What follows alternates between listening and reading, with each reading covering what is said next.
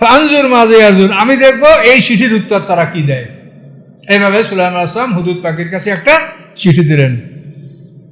এই চিঠি হুদুদ পাখি সুলাইমান আলাইহিস সালামের পক্ষ থেকে নিয়ে রানী বিলকিসকে দিলেন। এই চিঠি সেখানে গেল। কলাত, তারপরে রানী বিলকিস বলছে, ইয়া আইয়ুহাল মালাউ, হে আমার সভাসদ মন্ত্রী পরিষদ, ইন্নী উলকি ইলাইয়া কিতাবুন কারীম, আমার কাছে একটা সম্মানিত চিঠি এসেছে। এই চিঠিটা কোথা থেকে আসে?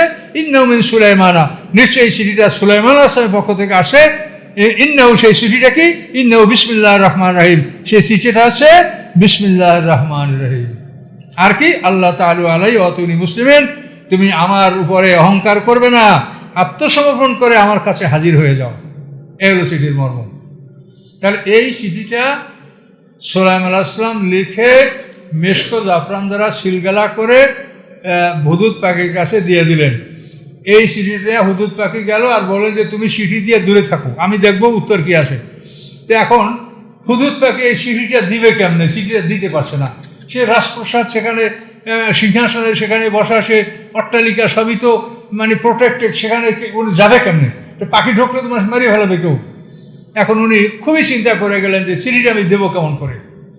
তখন হুদুদ পাখি করলো কি, যে বিলকিসের যে মূল প্রকোষ্ঠ যেখানে সে বিশ্রাম করে ঘুমায়, সেই রুমের পূর্ব দিকে একটা ছোট ভেন্টিলেটর ছিল, জানালা, ছোট্ট জানালা। ওইখান থেকে যখন সূর্যের আলো ভিতরে আসে তখন রানী বিলকিস সূর্যকে সেজদা করে। উনি মনে করে যে এখন সূর্য উদয় হয়েছে। তো ওই হুদুদ পাখি করলো কি, ওই ভেন্টিলেটরটা ওইটাকে পাখা দিয়া মানে ফাঁকাটা আটকাই দিয়েছে। এখন ওখান থেকে আর বাতাস মানে আলো ঢুকতে পারছে না। এখন রানী বিলকিসের যে নির্ধারিত সময়, যে সময় সূর্যের আলো ভিতরে ঢোকে, সেই সময় সূর্যকে সেজদা করে, কিন্তু আজকে সময় হয়ে গেছে সূর্যের আলো ঢুকছে না। তো সূর্যের আলো কেন ঢোকে না, এটা অনুসন্ধান করার জন্য রানী বিলকিস ওখানে গেলেন। যা দেখে যে একটা পাখিতে ওই জায়গাটা আটকে রাখছে। তখন তিনি অবাক হয়ে গেলেন যে একটা পাখিতে আমার এই ভেন্টিলেটর আটকে রেখেছে, সূর্যের আলো ভিতরে ঢুকবে, আমি সেজদা করবো, তা করতে পারছি না। এইভাবে যখন ওই কাছাকাছি গেলেন যে এই পাখিটা কোন পাখি, কে পাখি, তখনই ওই হুদুদ পাখি তার চিঠিটা মানে ঠোঁট দিয়ে ফিকে রানী বিলকিসের বক্ষস্থলে এই চিঠিটা নিক্ষেপ করে দিলেন।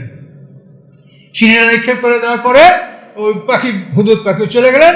তখন রানী বিলকিস চিঠিটা পাইলেন। আর ইয়ামান, এটা তো আরব দেশের ওই এলাকায়, এদের মাতৃভাষা আরবি।